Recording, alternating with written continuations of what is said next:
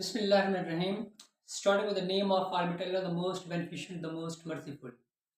Dear viewers, Assalamu alaikum. I hope you will be fine. आज जो हमारा topic है वो है थर्ड टेंस, आई मीन कि फ्यूचर इंडेफिनिट टेंस। इसके जो एक्टिव वॉइस है उसको हमने चेंज करना है पैसिव वॉइस में। आए इसके डेफिनेशन की तरफ चलते हैं। Future indefinite tense is also known as a simple future tense that describes an action that will occur at a future point in time. It is also used to describe a future action that will happen at an unspecified time.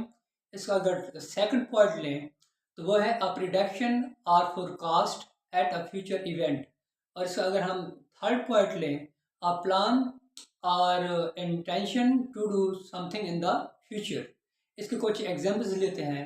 यानी कि I shall attend the meeting tomorrow. इसके example number 2, she will pass graduate from this college next year. अगर इसकी third example लें तो they will travel to Europe for their honeymoon. तो future indefinite tense is typically formed using auxiliary verb will और shall from the base form of the main verb. तो ये हमारे इसकी डेफिनेशन थी। तो ये हमारे कुछ यानी कि सेंटेंस ऑलरेडी लिखे हुए हैं। इसको हमने अकॉर्डिंग टू आवर रूल्स, इसके मुताबिक हमने इसको क्या करना है, पैसिव वॉइस में बनाना है। क्योंकि रूल्स हमारे बार बार वही चल रहे हैं। तो जो हमारे न्यू व्यूअर्स हैं वो हमारी प्रीवियस लेक्चर में इसके रूल्स को यानी कि देख सकते हैं और वीडियो भी वॉच कर सकते हैं। देखें भाई, ये हमारा है आई शैल हेल्प देम।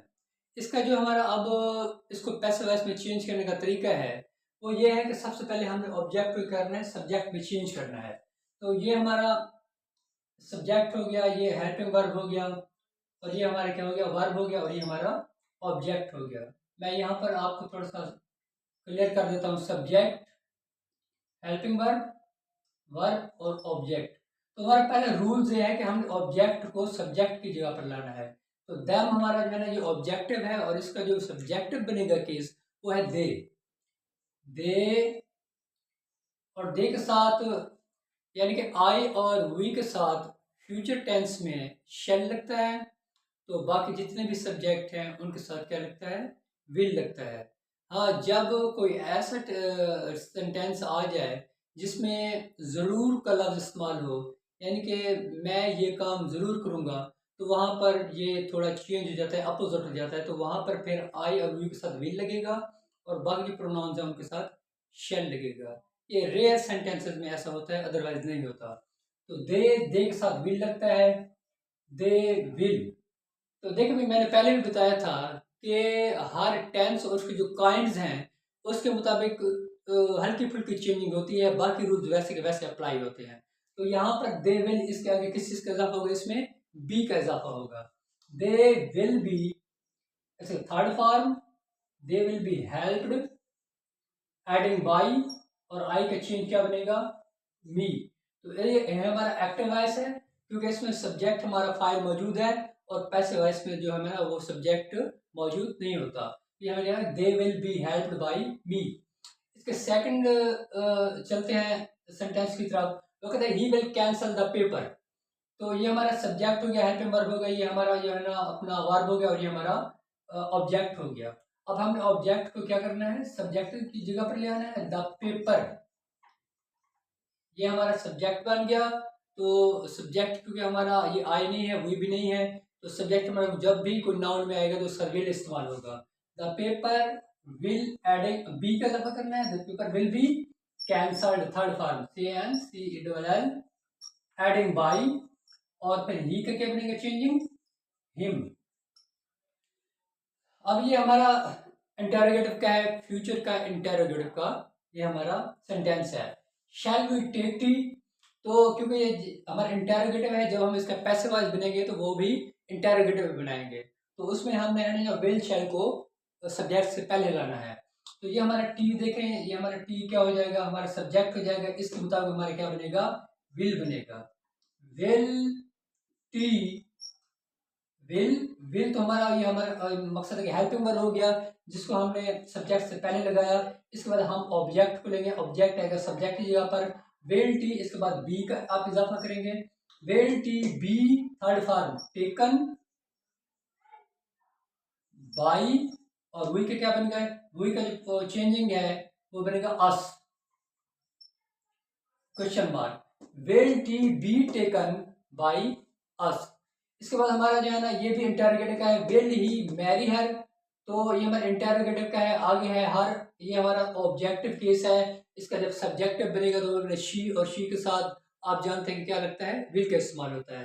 तो इंटरोगेटिव में हमने पहले हेल्प वर्ब को बाहर निकालना है, विल, इसके बाद हमने इसको वही तरतीब से बनाना है, यानी कि ये आएगा शी, इसको ऑब्जेक्ट हमने सब्जेक्ट बनाया, विल शी, फिर हमने यहाँ पर बी का इजाफा करना है, और इसके बाद थर्ड फॉर्म मैरिड, MARRIED, और एडिंग बाई, और ही का क्या बनेगा, ये हिम बनेगा, क्योंकि केसेस ऑफ प्रोनाउन का आना आपको जरूरी है, जब तक केसेस ऑफ प्रोनाउन आपको नहीं आएंगे आप उसकी चेंजिंग नहीं कर सकते। इसके बाद है दे विल नॉट, ये हमारा मकसद है कि नेगेटिव का है, फ्यूचर का नेगेटिव का सेंटेंस है, they will not inform me about their result. अब यहाँ देखें ये हमारा सब्जेक्ट हो गया, ये हमारा क्या हो गया, ये हमारा हेल्पिंग वर्ब हो गया, हेल्पिंग वर्ब के बाद नेगेटिव सेंटेंसेस में फॉरन नॉट लगा दिया जाता है, तो ये हमारा वर्ब हो गया, और ये हमारा ऑब्जेक्ट हो गया अबाउट दियर रिजल्ट। तो ये हमारा यानी कि अबाउट दियर रिजल्ट, ये हमारे सेंटेंस का वो हिस्सा है जो कि इजाफी है, तो इस पर हम अलग से एक डिबेट करेंगे। तो they will not inform me about their result, तो अब हमारा ये हमारा ऑब्जेक्ट हो गया, तो हमने किसको लेना है, यानी कि ये मी का क्या बनेगा, आई बनेगा, सब्जेक्टिव केस, आई के साथ क्या लगता है, shall, I shall not be, I shall not be informed, I shall not be informed about their result, और बाई का एडिंग बाई, और इसका क्या बनेगा, देन, यानी कि ये हमने पहले ऑब्जेक्ट को सब्जेक्ट में तब्दील किया, यानी मी का सब्जेक्ट के आई बनता है, आई के साथ शेल लगता है, आई शेल ये हमारा हेल्पिंग वर्ब है, नेगेटिव में इसके बाद हम नॉट लगा दिया, फिर इसमें बी का इजाफा होगा, आई शेल चेंजिंग जो है ना इसमें से बी की है, I shall not be informed third form of the verb, I shall not be informed about their result, फिर बाई का इजाफा होगा, और उसके बाद दे का जो है ना चेंजिंग क्या बनेगा, देम बनेगा। इसके बाद और है he will not follow me, तो देखें ये हमारा जो मी है ये हमारा क्या हो गया, ये हमारा ऑब्जेक्टिव केस हो गया, ये इसको हमने सब्जेक्टिव केस बनाना है, आई, आई के साथ शेल लगता है, आई शेल नॉट बी, यहाँ पर इसकी थर्ड फॉर्म आएगा फॉलोड, और बाई का इजाफा करना है, और ही का क्या बनेगा, चेंजिंग हिम। तो ये हमारा जो है ना फ्यूचर इंडेफिनिट का ये नेगेटिव का सेंटेंस है, उसके अकॉर्डिंग हमने इसका क्या बनाया, पैसिव वॉइस बनाया। अब देखें भाई ये हमारे इसमें अफर्मेटिव का भी हो गया, इसमें इंटरोगेटिव का भी हो गया, और उसमें नेगेटिव का भी हो गया। अब इसमें असल ये है कि एक मैंने सेंटेंस ये लिखा है सिर्फ बच्चों के लिए, क्योंकि हम इसके इस्तेमाल को पढ़ रहे हैं, इसके इस्तेमाल को पढ़ रहे हैं, इसके इस्तेमाल को पढ़ रहे हैं, इसके इस्तेमाल को पढ़ रहे हैं, इसके इस्तेमाल को भी पढ़ रहे हैं, लेकिन इसका इस्तेमाल अभी तक हमने स्टिल नहीं किया, तो आज इसके इस्तेमाल को हम करते हैं।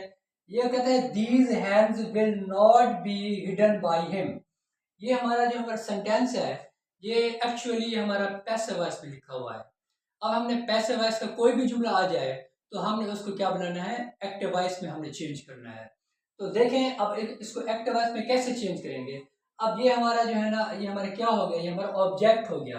अब वो कहता है ऑब्जेक्ट को किस में आपने तब्दील करना है, सब्जेक्ट में। यहाँ पर हम जो है ना ऑब्जेक्ट को सब्जेक्ट की जगह पर ले आते थे, यहाँ पर हमने ऑब्जेक्ट को क्या करना है, मकसद है कि सब्जेक्ट की जगह पर ले आना है।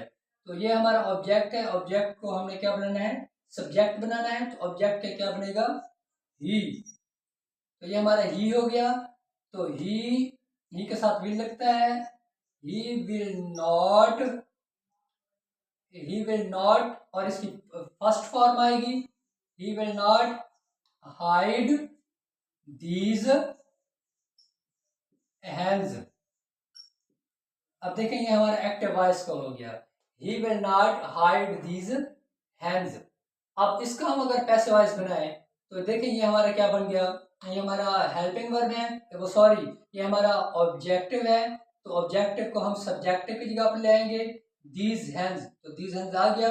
उसके बाद क्या करेंगे, विल नॉट के बाद हमारा जो इसमें चेंजिंग है वो बी की है, विल नॉट बी, और हाइड की थर्ड फॉर्म है हिडन, उसके बाद बाई, और उसके बाद हिम। तो ये हमारा जो है ना क्या बन गया, ये हमारा पैसिव वॉइस का हमने क्या बनाया, और पैसिव वॉइस का हमने एक्टिव वॉइस बनाया।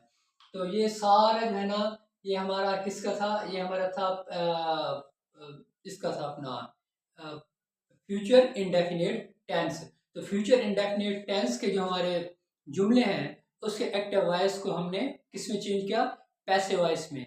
इसके सारे के सारे रूल्स वही पुराने के पुराने थे, लेकिन इसमें जो हमारा एक चेंजिंग हुई है वो ये चेंजिंग हुई है कि इसमें हेल्पिंग वर्ब विल और शेल के बाद किस चीज़ का हमने चेंज करना है, बी का इजाफा करना है सिर्फ इसमें, और उसके बाद हमारे बाकी तब्दीलियाँ वैसे की वैसे ही रहेंगी।